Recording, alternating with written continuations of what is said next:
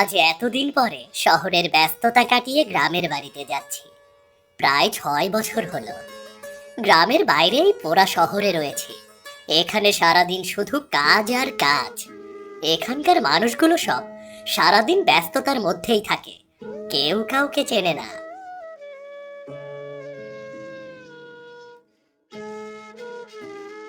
অবশেষে train bus শেষে গরুর গাড়ি করে গ্রামের পথে ঢুকছি।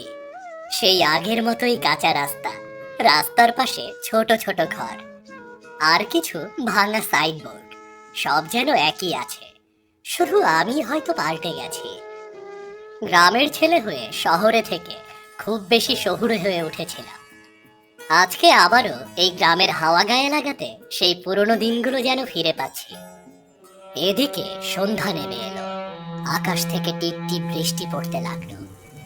হঠাৎ গরুর গাড়িটা থেমে গেল, আর লোকটা বলল, বাবু, গাড়ি আর যাবে নাই। কেন, কি হয়েছে? রাস্তায় প্রচুর কাদা হয়েছে বাবু, গাড়ি আটকে যাবে না, আমি যেতে পারবো নাই। এই বৃষ্টির মধ্যে আমি এখন কি করব তাহলে? বাড়ি যাব কি করে? বেশি তো রাস্তা নেই কো বাবু, হাইটে চলে যান কেন? হ্যাঁ, তাই করতে হবে। আমি এক প্রকার বাধ্য হয়ে গরুর গাড়ি থেকে নেমে হাঁটতে শুরু করলাম। কিছুটা দূর যাওয়ার পরে হঠাৎই থেমে গেলাম। রাস্তার বাঁকে সেই পুরনো দোকানটা এখনো আছে, সেই রতন কাকার চায়ের দোকান। আগে এখানে কত আড্ডা দিয়েছি। মনের খুশিতে বৃষ্টিতে ভিজে ভিজে দোকানের সামনে দাঁড়ালাম। দোকানের ছাউনিতে টিনের টুপটাপ শব্দ করছে। দোকানটা প্রায় আগের মতোই আছে, বাঁশের খুঁটি, কাঠের বেঞ্চ, আর সেই পুরনো রেডিওটা, যদিও আজকে আর বাজছে না, নষ্ট হয়ে গেছে বোধহয়। হঠাৎ চোখে পড়ল দোকানের ভেতরে একজন বসে বসে ঘুমাচ্ছে। আমি জোরে ডাকলাম, ও রতন কাকা, আমি শুভ। কি সন্ধেবেলায় বসে বসে ঘুমাচ্ছ তুমি? আরে, শুভ না? রতন কাকা যেন আমাকে দেখে খুবই খুশি হলেন। তুই অনেকদিন পর এলি রে। বাবা, চেনাই যাচ্ছে না তোকে। চিনবে কি করে, ভুলে গেছো যে? না রে বাপ, বলিনি। তোকে বলবো কি করে বল? এই দোকান খোলার পর তুই তো আমার প্রথম খরিদ্দার ছিলিস। হ্যাঁ, তোমার হাতের লাল চায়ের স্বাদ আমি আর কোথাও পাইনি গো। আগে তো বন্ধুরা মিলে কত আড্ডা দিতাম তোমার এই দোকানে বসে। তোর মতো গল্প প্রিয় আর চা ভক্ত আমিও আর একটা পাইনি। এখনকার ছেলেরা তো ফোনে মুখ গুঁজে বসে থাকে, আড্ডা দেবে কখন?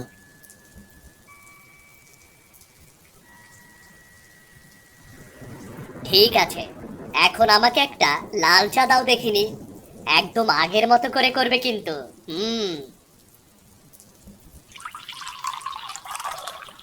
আমি চারপাশটা দেখছিলাম। দোকানের এক কোণে সেই পুরনো কেরোসিন বাতিটা এখনো ঝুলছে, দেয়ালে ধুলো জমে রয়েছে। আর এক কোণে রাখা একটা কাঠের বাক্স, যেটাতে আমরা একসময় চা খাওয়ার পর পয়সা রাখতাম। দোকানটা দেখে আমার কেমন যেন লাগলো। তোর মা বাবা ভালো তো? হ্যাঁ কাকা, সবাই মোটামুটি ভালোই আছে। তবে বাবার প্রেশারটা দিন দিন বাড়ছে, তাই ভাবলাম কদিন বাবার কাছেই থাকবো।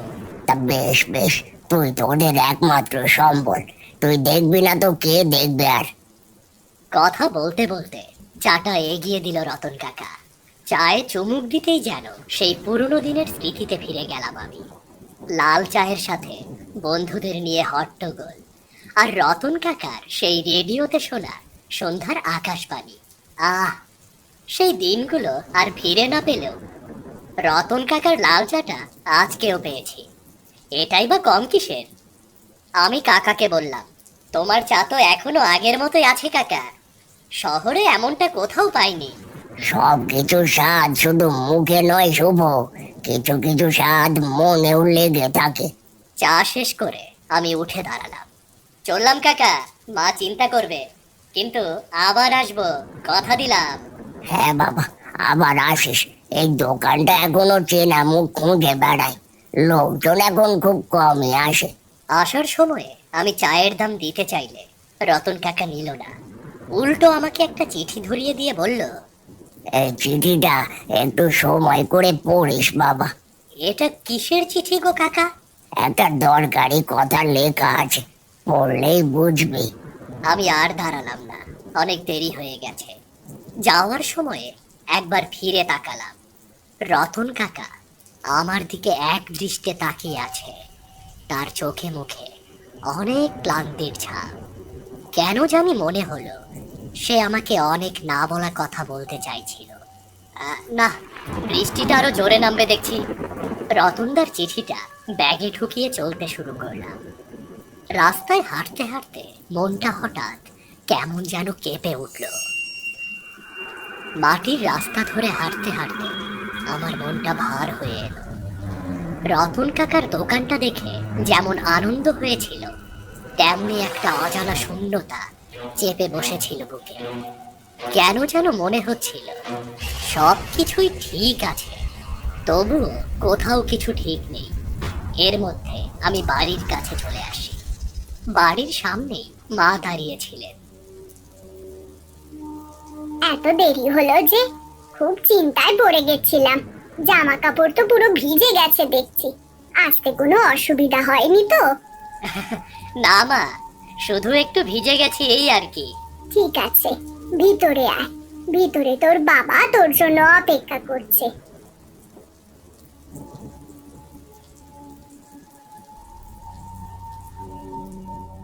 ঘরে ঢুকতেই বাবা আমাকে দেখে খুব খুশি হলো।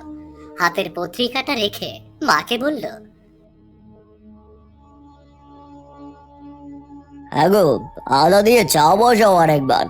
ও তো বৃষ্টিতে ভিজে গেছে একদম, চাটা খেলে ভালো লাগবে। না বাবা, এখন আর চা খাবো না। রাস্তার মোড়ে রতন কাকার দোকান থেকে আসার সময় লাল চা খেয়ে এসেছি। দোকানটা এখনো দেখলাম আগের মতোই আছে। তুই কোথায় গিয়েছিলি বললি? বললাম না মা, রাস্তার মোড়ে রতন কাকার দোকানে। কাকা খুব সুন্দর করে চা বানিয়ে খাইয়েছেন, ঠিক আগের মতোই। শুভ, কি বলছিস তুই এসব? রতন তো কবে মারা গেছে রে? 2 বছর হয়ে গেল। দেনার দায়ে একদিন রাতে নিজেই বিষ খেয়েছিল। কি বলছো মা? আমি তো আমি তো তার সাথেই কথা বললাম একটু আগে, তার হাতের চাও খেলাম। দোকানটা বন্ধ পড়ে আছে অনেকদিন, ভয়কে ওদিকে যায় না। আমরা ভেবেছিলাম তুই জানিস খবরটা। এসব কি বলছো বাবা? রতন কাকার কথাগুলো আমার এখনো স্পষ্ট মনে আছে। সে বলেছিল সব কিছু স্বাদ মুখে নয় শুভ, কিছু কিছু স্বাদ মনেও লেগে থাকে। তাহলে সত্যিই কি আমি মনে মনেই খেয়েছি চা? নিজের মনে মনে বানিয়ে নিয়েছি রতন কাকাকে, তার দোকানকে, তার সেই মিষ্টি হাসিটা? নাকি সব সত্য ছিল? আবার এর মধ্যে কিছু রহস্য লুকিয়ে নেই তো? না না, এর মধ্যে আবার কিসের রহস্য থাকতে যাবে? তুই সবকিছু মনে মনে কল্পনা এঁকেছিস। এগুলো তোর মনের ভুল ছিল। যা, এবার গিয়ে শুকনো কাপড় পরে নে।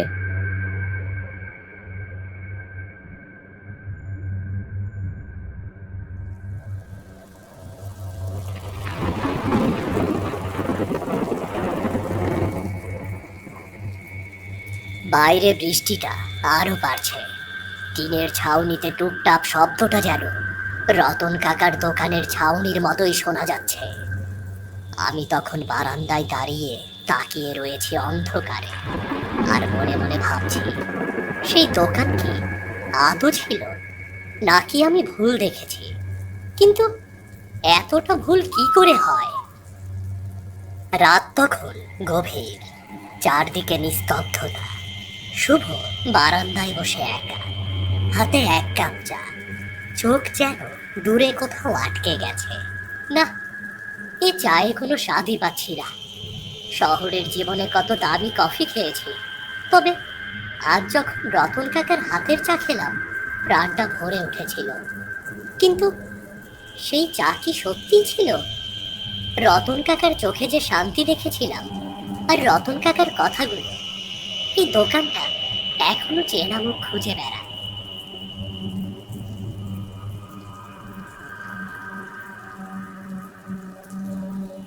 আমি জানি রে, রতন কাকা তোর খুব কাছের ছিল। ছোটবেলায় তো রোজ ওই দোকানে যেতিস, আজ এত বছর পর তুই এলি। হয়তো এই ঘটনাটা সম্পূর্ণ তোর কল্পনা ছিল। মরা মানুষ কখনো ফিরে আসে বল? কিন্তু মা, আমি সেই দোকানে গিয়ে রতনদার হাতে চা খেলাম, যে কত কথাও তো বললাম, সব কিছুই কি আমার কল্পনা মা? অনেক সময় আমরা যা হারাই তা ফিরে আসে কল্পনাতে, আর আমরা মনে করি সেটাই সত্যি। এই মন অনেক কিছু বানিয়ে নেয় রে শুভ। কিন্তু মা, আমার এখনো সবকিছু যেন সামনে ভাসছে। সেই দোকানটা, সেই টিনের ছাউনি, সেই কেরোসিনের বাতি, সেই চায়ের কাপ, আর রতন কাকার সেই মায়া ভরা চাউনিটা। হয়েছে হয়েছে, আর এসব নিয়ে ভাবতে হবে না। চল ঘরে চল, অনেক রাত হয়েছে, এবার ঘুমোবি।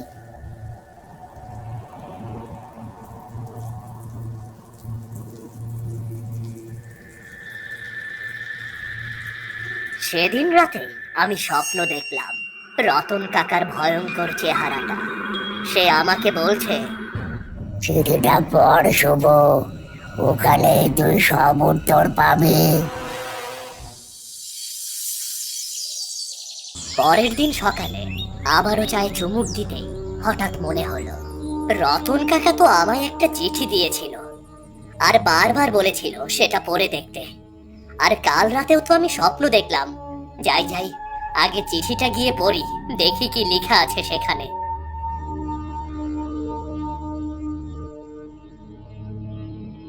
আমি চিঠিটা খুঁজতে শুরু করলাম, কিন্তু কই, ব্যাগটা তন্ন তন্ন করে খুঁজেও কোনো চিঠি পাওয়া গেল না। আমি এবার সত্যিই হতাশ। না, চিঠিটা কোথায় গেল? বৃষ্টিতে ভিজে যাবে বলে এই ব্যাগেই তো রেখেছিলাম। কি হচ্ছে কিছুই তো বুঝতে পারছি না।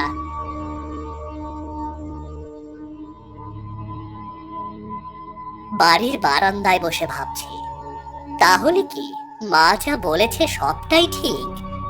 কাল সন্ধ্যের সম্পূর্ণ ঘটনা তাহলে শুধুই আমার মনের কল্পনা ছিল মাত্র? আর রাতে যে স্বপ্নটা দেখলাম সেটাও কি শুধু কল্পনাই? বিশ্বাস অবিশ্বাসের মাঝে আমার মনটা যেন আরো অস্থির হয়ে উঠল। তাই ঠিক করলাম, আজ সন্ধ্যায় আবার ওই দোকানের সামনে যাব। আমার মন বলছে কল্পনা আর বাস্তবের মাঝে আরো কিছু একটা লুকিয়ে আছে, যেটা আমি বুঝতে পারছি না। কিন্তু আমাকে এর রহস্য খুঁজে বের করতে হবে, বের করতে হবেই আমাকে। আকাশে কালো মেঘ করেছে, দূরে বজ্রপাত একের পর এক হয়েই চলেছে। এই মুহূর্তে গ্রামের ভেজা মাটির গন্ধটা যেন আরো তীব্র থেকে তীব্রতর হয়ে উঠেছে। বৃষ্টির এই গ্রাম্য পরিবেশটাও যেন শুভর মতো খুঁজে চলেছে অনেক কিছু, কিন্তু হদিস পাচ্ছে না। এদিকে শুভ ছাতা মাথায় একা একা গ্রামের ভেজা মাটির পথ ধরেই হেঁটে চলেছে। তার মনে এখন শান্তি নেই। এত কিছু ঘটে গেছে যে শুভ কিছুতেই মেলাতে পারছে না ঘটনাগুলো। আনমনে চলতে চলতেই শুভ হঠাৎ উপলব্ধি করে তাকে কেউ অনুসরণ করছে। সে পেছনে তাকায়, কিন্তু কেউ কোথাও নেই। সে আবার হাঁটতে শুরু করে। তখন মনে হয় কেউ যেন তাকে পেছন থেকে ডাকছে। গলাটা খুব চেনা লাগলেও শুভ বুঝে উঠতে পারে না, যেন কিছু ভয়ঙ্কর তাকে জাপটে ধরতে চাইছে। শুভ এবার একটু ভয় পেয়েই তাড়াতাড়ি হাঁটার গতিটা বাড়ায়। হাঁটতে হাঁটতে এক সময় সে গিয়ে পৌঁছায় তার কাঙ্ক্ষিত জায়গায়। পথের শেষে চোখে পড়ে আবারও সেই রতনদার দোকান। ভাঙাচোরা সেই দোকানের দিকে শুভ খুব মনোযোগ সহকারে দোকানটা দেখতে থাকে। টিনের ছাউনিতে জং ধরা দাগ পড়ে রয়েছে, সাথে শ্যাওলা আর পোকামাকড় বাসা বেঁধেছে, খুব বিদঘুটে দেখাচ্ছে। দোকানের দরজার এক ভাগ দিয়ে কালো অন্ধকার উকি মারছে। চারপাশে নীরবতা। শুধু এই বর্ষাতে দোকানের পাশের পুকুরে ব্যাঙের ডাক শোনা যাচ্ছে খালি। হঠাৎ দোকানের সামনের বেঞ্চটাতে চোখ যায়। শুভর বুক কেঁপে ওঠে তখন।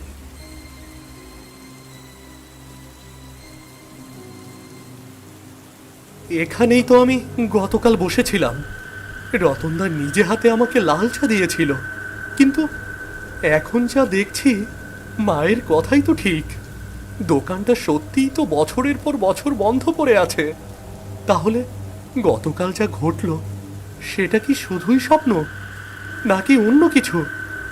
না, আমাকে ভেতরে গিয়ে দেখতেই হবে, তা না হলে এই রহস্য রহস্যই থেকে যাবে। সে সাহস করে দোকানের দরজা ঠেলে ভেতরে পা রাখে। টেবিলে মাকড়সার জাল, মাটিতে শুকনো কাপের ভাঙা টুকরো আর ধুলো মাখা সমস্ত জিনিস। এগুলো দেখতে দেখতেই শুভর হঠাৎ চোখ পড়ে ঘরের এক কোণায় রাখা একটা বাক্সে। বাক্সটা আধখোলা। শুভর বুক তখন ধক করতে থাকে। ধীরে ধীরে বাক্সটা খুলতেই ভেতর থেকে বেরোয় পুরনো কাগজপত্রের গুচ্ছ। কাগজের গন্ধে যেন পচা ইতিহাসের ছাপ ভেসে উঠেছে। সে কাপা হাতে একটা কাগজ তোলে। কাগজে লেখা, আমি রতন, দেনার বোঝার বইতে পারছি না। নিতিন বাবুর কাছে টাকা ধার করেছিলাম, শোধ করার সুযোগ দিল না লোকটা। উল্টে আমায় কত মারধর করলো। আর একটা বছর সময় দিলে আমি সব শোধ করে দিতাম। এদিকে গ্রামের মানুষ আমার মেয়েকে অপমান করছে, তাকে অপবিত্র বলে গালি দিচ্ছে। আমার মেয়েটাকে সবাই পাগল করে দিল গো। সব দোষ আমার। আজ রাতেই আমি নিজেকে শেষ করব। কিন্তু কিন্তু আমি মরতে চাইনি, আমি বাঁচতে চেয়েছিলাম। কিন্তু এই সমাজ আমাকে বাঁচতে দিল না। আমি বেঁচে থাকতে আমার মেয়ের এই দৃশ্য আমি দেখতে পারবো না। ভগবান, আমার মেয়েকে দেখো আর আমায় ক্ষমা করো। আমি আর পারলাম না। শব্দগুলো পড়তে পড়তেই শুভর মাথা ঘুরে ওঠে। শেষে চোখ আটকে যায় এক জায়গায়। নিতিন বাবু। শুভর ঠোঁট কেঁপে ওঠে। নিতিন বাবু, এ তো আমার বাবার নাম। তার মানে? ঠিক সেই মুহূর্তে হঠাৎ দোকানের ভেতরে দরজাটা বাতাসে কেঁপে ওঠে। দরজাটা খুব জোরে কট শব্দ করে দুলে ওঠে। মনে হয় অদৃশ্য কারো উপস্থিতি রয়েছে এই মুহূর্তে। শুভ সেই মুহূর্তে কাগজটা বুকের কাছে চেপে ধরে অন্ধকার থেকে তাড়াতাড়ি দৌড়ে বেরিয়ে আসে সেখান থেকে। আর তার মনে একটাই প্রশ্ন, রতনদা কি সত্যিই মরেছেন, নাকি তার আত্মা এখনো এই দোকানের ভেতর ঘুরে বেড়াচ্ছে? আর তার মেয়েকে কেনই বা সবাই অপবিত্র বলবে? কেনই বা সে পাগল হবে? কেন কেন? বৃষ্টির মধ্যে ছুটতে ছুটতে হঠাৎ শুভ মাঝ রাস্তাতে মাথায় হাত দিয়ে বসে পড়ে। সেও প্রায় পাগল হয়ে যাচ্ছে। কাল রাত থেকে একের পর এক ঘটনা ঘটেই চলেছে। কিছুক্ষণের মধ্যেই শুভ দ্রুত বাড়িতে ফিরে আসে। ঘরে তখন অস্বাভাবিক নীরবতা, যেন সে আসাতেই সব নীরব হয়ে রয়েছে। শুভর মা ম্লান মুখে রান্নাঘর থেকে তাকায় শুভর দিকে। আর বাবা বসে আছেন চেয়ারে, সামনের দেয়ালে স্থির দৃষ্টি। শুভর হাতে সেই কাগজ। শুভ হঠাৎ দাঁড়িয়ে পড়ে তার বাবার সামনে। বাবা, রতন কাকা কেন মারা গেল জানো? এই কাগজে সব লেখা আছে। শুভর কথা শুনে তার বাবার মুখ ফ্যাকাশে হয়ে যায় মুহূর্তেই। নিতিন বাবুর গলা যেন শুকিয়ে আসে সত্যের মুখোমুখি হতেই। তিনি কোনো ক্রমে চোখে চোখ ফিরিয়ে বলে ওঠেন, এইসব পুরনো কথা টেনে লাভ নেই। রতন নিজেই ভুল করেছিল। ওকে কে আত্মহত্যা করতে বলেছে? না বাবা, তুমি ভুল বলছো। রতন কাকা নিজের ভুলে মরেনি। তোমার দাপট, তোমার ব্যবসার লোভেই তার জীবন শেষ হয়ে গেছে। কেন লুকোচ্ছ তুমি? তুমি শুধু ওর দোকানটা শেষ করনি, ওর মেয়ের সম্মানটাও ছিনিয়ে নিলে। ছি ছি, কি করেছো তুমি ওই মেয়ের সাথে? বলো বলো বলো তুমি। শুভ, থাম বাবা, এই নিয়ে বাড়িতে অশান্তি করিস না বাপ। আমি সত্যি জানি বাবা, আর এই সত্য চাপা পড়ে থাকবে না। আমি এর শেষ দেখে ছাড়বো। এই বলে শুভ তার শয়ন কক্ষে চলে যায়। আর তার বাবা ভয়ে মাথায় হাত দিয়ে বসে পড়ে। রাতে ঘুমের মধ্যে শুভ অদ্ভুত এক স্বপ্ন দেখে। অন্ধকারের মধ্যে রতনদা দাঁড়িয়ে রয়েছে, চোখে অসহায়তা, মুখে ক্ষোভ।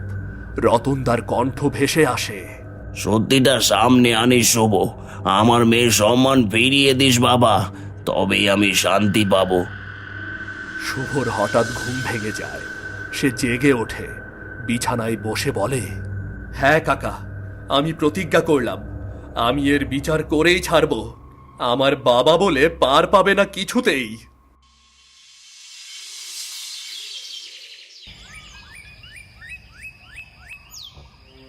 পরের দিন থেকে শুভ গ্রামে রতনের মেয়ের খোঁজ শুরু করে।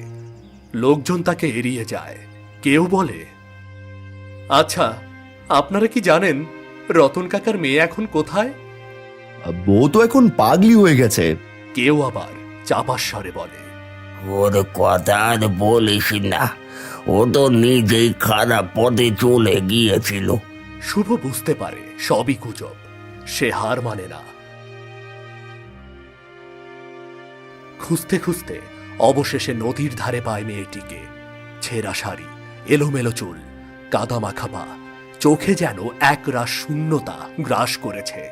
অথচ ওই চোখে তাকালে বোঝা যায় কি ভীষণ যন্ত্রণা বুকে নিয়ে ঘুরে বেড়াচ্ছে মেয়েটি। শুভ ধীরে ধীরে তার কাছে যায়।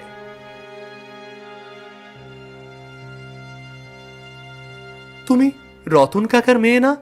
মেয়েটি তখন শুভর দিকে এক দৃষ্টে তাকায়।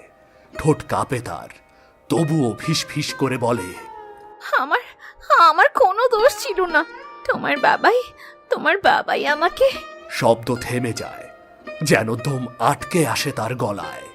শুভর চোখের জল গড়িয়ে পড়ে তখন। সে মৃদুস্বরে বলে, আমি জানি তোমার প্রতি অন্যায় হয়েছে। আমি প্রতিজ্ঞা করছি তোমার সম্মান ফিরিয়ে দেব আমি, তাহলেই তোমার বাবার আত্মা শান্তি পাবে। মেয়েটির চোখে অশ্রু জমে ওঠে, কিন্তু তার ভেতরের ভাঙা সত্তা এখনো বিশ্বাস করতে পারছে না সত্যিই সে বিচার পাবে। তবুও হালকা এক দৃষ্টি ছুঁয়ে যায় শুভর দিকে, যেন অন্ধকারে ছোট্ট এক আশার প্রদীপ সে। এবার চলো, কালই তোমার ওপর হওয়া সব অন্যায়ের বিচার হবে। চলো।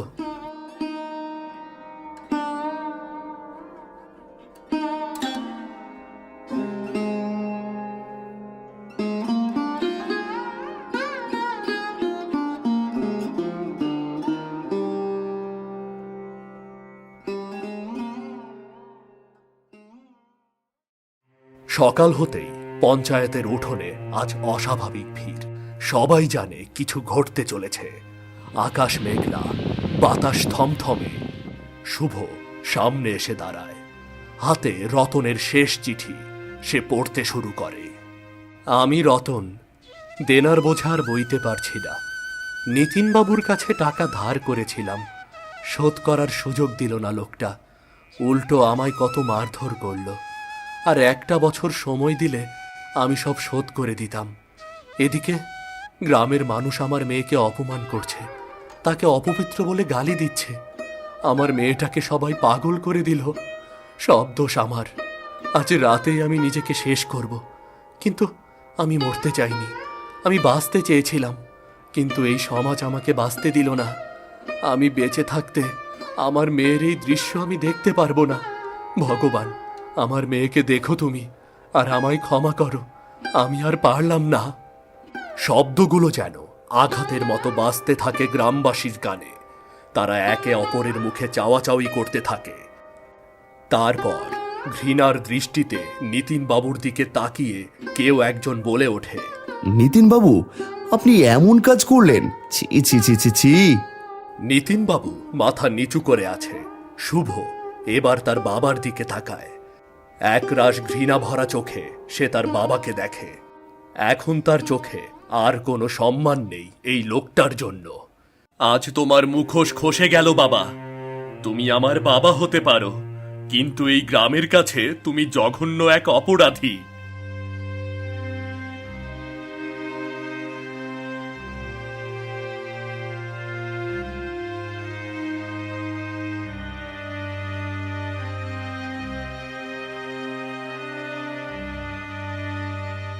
এই মেয়েটি সম্পূর্ণ নির্দোষ।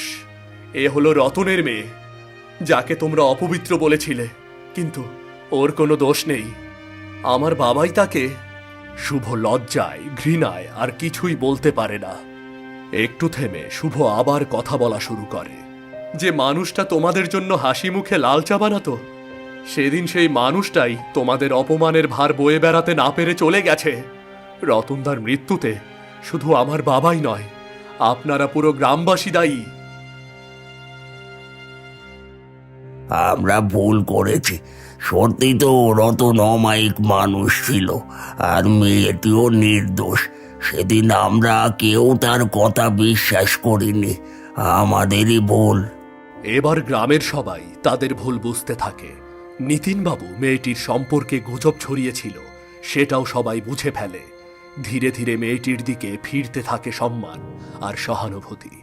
ঠিক সেই সময়ে আকাশ ফেটে বৃষ্টি নামে। টিনের ছাউনিতে টুপটাপ শব্দ। মনে হয় যেন রতনদা নিজেই দাঁড়িয়ে আছেন সকলের মাঝে, বিচার পাওয়ার আশায়। সেও এতদিন ধরে পথ চেয়েছিল, আজ সেই মুহূর্ত উপস্থিত হলো। রতনের আত্মার তখন ঠোঁটে হাসি আর মুখে একরাশ শান্তি। শুভ আকাশের দিকে তাকিয়ে বলে, কাকা, তোমার সত্যি আমি সামনে এনেছি, আর তুমি চিন্তা করো না। তোমার মেয়ের দেখভালের দায়িত্ব আমার।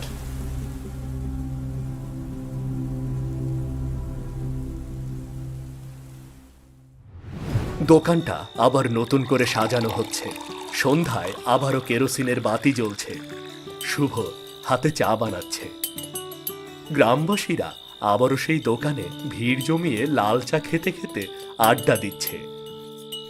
হঠাৎ শুভ সবাইকে উদ্দেশ্য করে বলে ওঠে, আমার পক্ষে তো রোজ দোকান খোলা সম্ভব নয়, তাই তোমাদের মধ্যে থেকে যদি কেউ একজন এই দোকানের দায়িত্বটা নাও, তাহলে কিন্তু ভালো হয়।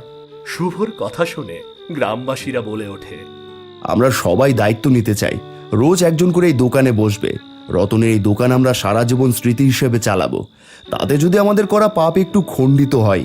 গ্রামের সবার কথা শুনে শুভ খুব খুশি হয়।